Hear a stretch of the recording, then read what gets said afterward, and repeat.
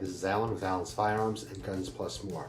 And today, because of popular demand, I'm doing the Smith & Wesson Shield. Smith & Wesson Shield is Smith & Wesson's answer to the compact carry 9mm. There's a number of them out there. They've been gaining popularity over the last 8 years. Carr was probably the first one to come out with a gun in this size, and they did so well. They just proved there's a place for this, there's a market for this size gun, and everybody started jumping on board. Smith & Wesson, one of them, came out with the Shield because the regular M&P series was a little bit on the thick, heavy side. Even making it smaller just didn't work for a lot of people. This one is much thinner, easily concealed, very comfortable. The trigger pull on it is a bit rough. A lot of people have said that they don't like the feeling of the trigger reset. A company called Apex has been capitalizing that and selling Apex trigger systems, but I don't feel it's that bad. I mean, it's a concealed carry gun. I think people make too much of that in this type of gun.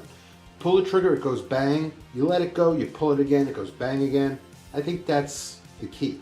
So I'm not disturbed by the trigger pull on it, though there are people who are trigger sensitive. It's got an easy takedown lever on the side. You'll see that at the workbench. It's got a slide release. This model has no safety. They do make one that does have a safety. That may be the reason this has got a little heavier trigger pull, since there's no safety on it. There is a trigger function safety that's built into the trigger, so you supposedly have to have your finger totally engaged to set this gun off. It's got 3-dot sights that I'll show you at the workbench. It comes with 2 magazines. It comes with this magazine that's an 8-round with a little extension on it, and it comes with a 7-round magazine that is flat bottomed, so you get a little extra concealability for the times that you need it. I find it to be a pretty nice pistol, but a lot of that is opinion.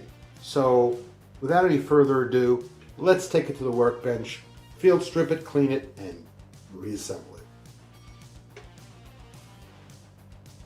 And welcome to the workbench.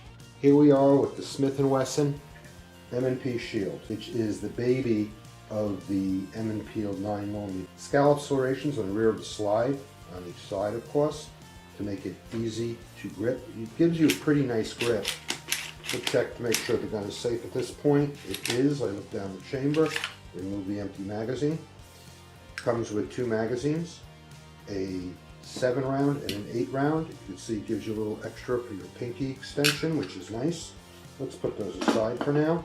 And we'll get a little better look at here. Let's look at the sights on this puppy. Okay, there you have them seen, nicely aligned, and it gives you a pretty good idea of what the sight picture is. There's a little hole in the top. I believe that's a loaded indicator. You can see the round right into the chamber right there. The sights are both dovetailed in, so they can be removed and changed out for other sights. Though it's been my experience, they're in there pretty tight, and you usually wreck the original sights when you take them out. Maybe Smith has made a change in that, but at least all the ones I've touched has that issue.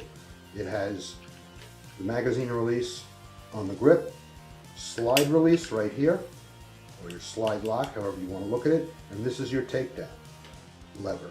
So let's take this firearm down. So the safest way is just put a magazine in it. This way you're not grabbing the front of the gun, and lock it back and dump the mag.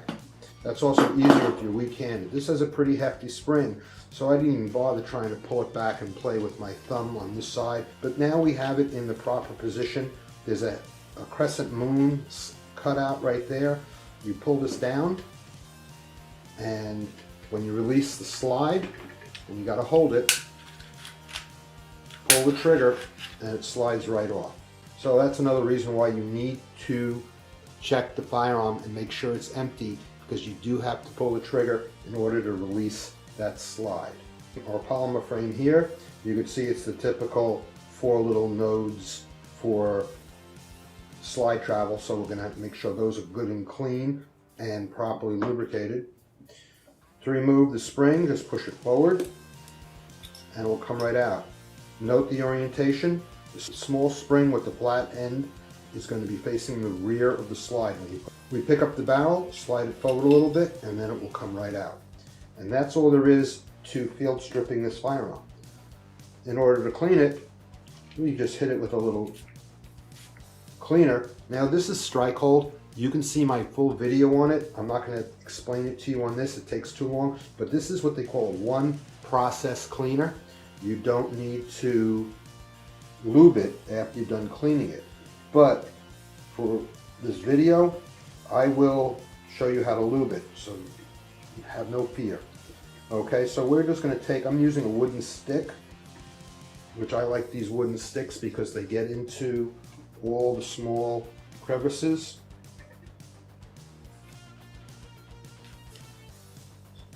I also use my fingers too for areas that the stick isn't exactly friendly with. Now this little silver dot right here, that is your firing pin safety block. So I like to take a rag with some cleaner and just push it up and down on that just to make sure it's clean. Wipe down all these flat areas that I can get to.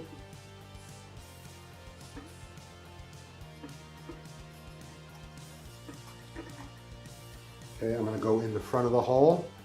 There's 2 holes, so I'm going to do them both. And right back in here. Okay, this rag is pretty much shot.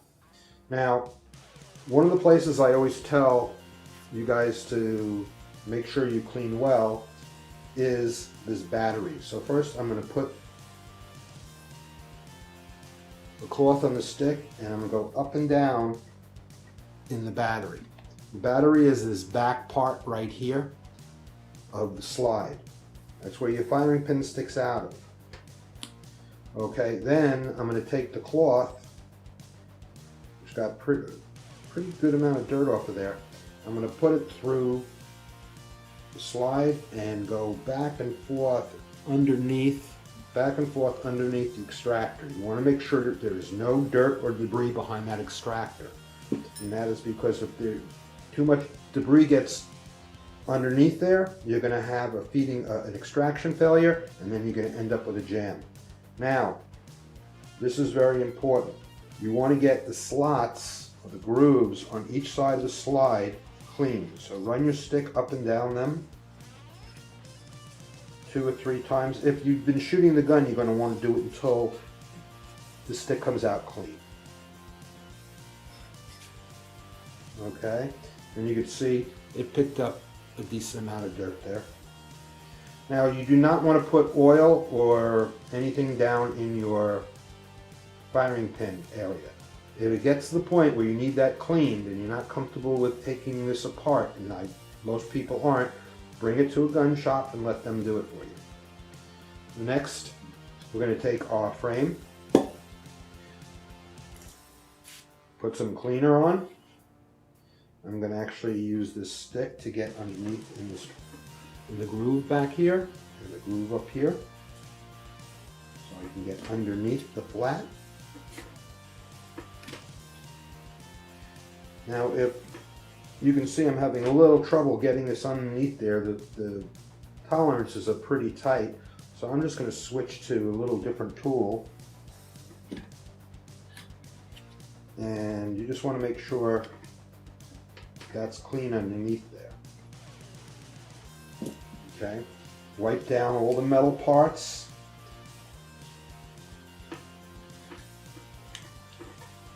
You want to make sure all your metal parts are clean. You want to get the sear plate clean. That's what that's called. It's a sear plate.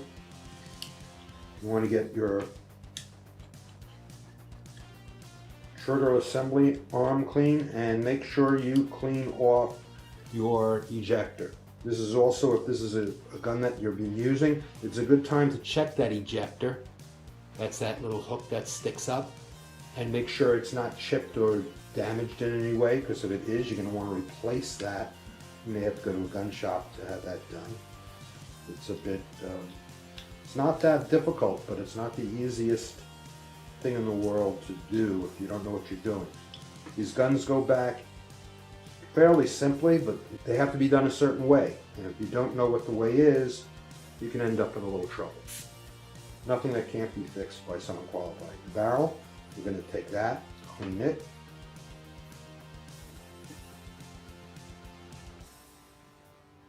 Helps me get in here. The barrel lug. Okay, now this is very important. I want to make sure I get the top ramp, the sides of the chamber, and the feeding ramp. Feeding ramp is very important to make sure that's clean. A lot of failures happen because people fail to clean this little feeding ramp, and after a while it causes problems. Now I'm going to take a little thicker probe, and I'm just going to go back and forth. And you can feel where there's a little ledge, back and forth in there, and clean it really good. Make sure my chamber is clean. Just to push this through, get the barrel clean. I would use this to clean the barrel, but this is a brand new gun, so I'm not going to take up our time loading that up. Let's just say that's what you would do, and you do it till the rag comes out clean. Okay, now for those of you who've seen my videos, you know I don't like to put oil on the outside of guns. This cleaner is a protectant also, so I'm going to put this on the outside of the gun. That way when customers come in and touch this gun, I don't have to worry about their fingerprints eating up the metal. You know, I wipe them down as I put them away most of the time, or at the end of the day I wipe them all down, but you can easily forget or miss a gun, get lazy. So that's what I would do. And what I would do if you don't have strike hold, instead of putting oil on the outside, you can get Flitz gun wax, or you can get turtle wax, the soft stuff from automotive centers, and that will work too. I'm going to wipe down the spring. And that's it for cleaning this gun. It's pretty simple. Now how do we oil it? Oiling it is simple. You're going to take a cloth and you're just going to put 2 or 3 drops of oil directly on the cloth and let it permeate the cloth. I don't put it directly in the gun. Oil directly in the gun is just too much oil. I'm going to take this rag with the oil on it, wrap it on my stick, and I'm going to go up and down the slots 2 or 3 times. Now I don't really have to do this because I use strike hold, but this is for those people who don't use a one process cleaner. You're going to have to do this. You're going to have to lubricate your gun. So you go up and down 2 or 3 times. Take your cloth, put it over the firing pin block, and just give it a couple of hits. Move it around on each side of it. Wipe down the inside of the gun. See, that's all the oil you need. It's just enough to wipe it down. You don't want to drop oil in here. Too much oil just accumulates dirt. It attracts dirt and accumulates it. And it is not a great rust preventer, though that's what they used to use. The thing is, oil floats on water, so sometimes you're just locking the water straight onto the firearm. Okay, I'm going to wipe down all the metal parts in here. I'm going to get underneath those little, I'm going to close this for now, those little areas right here. Okay, wipe the sear piece off. Wipe down the metal rod that goes from your trigger to your sear.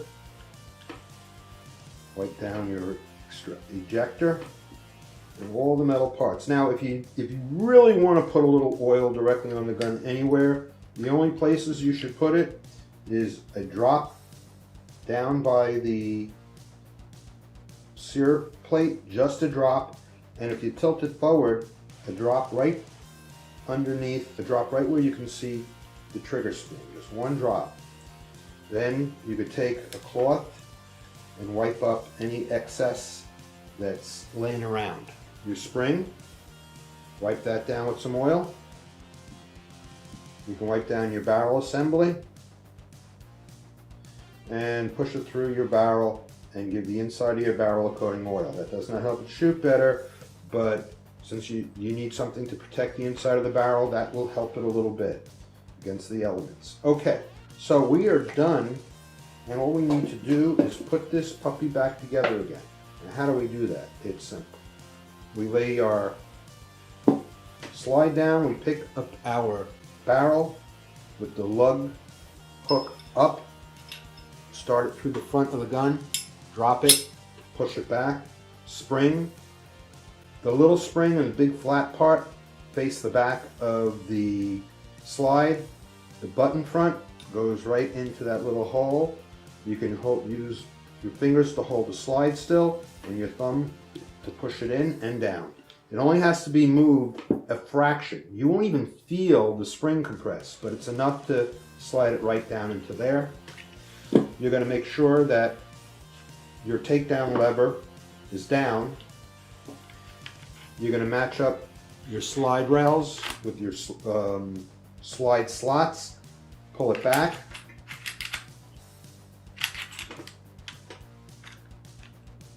And then with this finger, once it's back, hit that button and it will flip back into place. Now that's it. So let's see, function check.